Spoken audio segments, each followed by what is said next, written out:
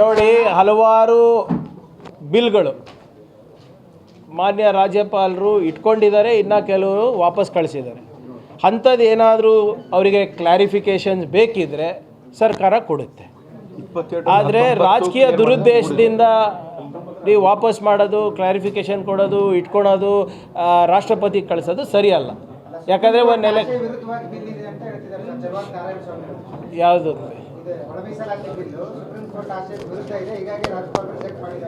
ಇಲ್ರಿ, ಒಳ ಮೀಸಲಾತಿ ಮಾಡ್ಬೋದು ಅಂತ ಮೋದಿಯವರು ಹೇಳಿದ್ರೆ ಮಾಸ್ಟರ್ ಸ್ಟ್ರೋಕಾ?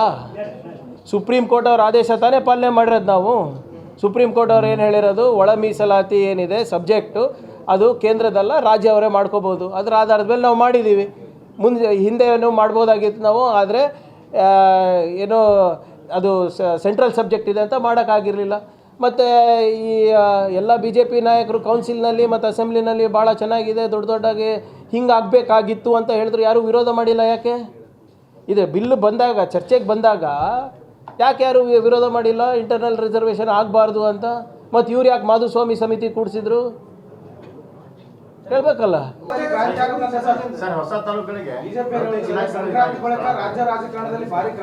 ಹೌದು, ನಿಜ.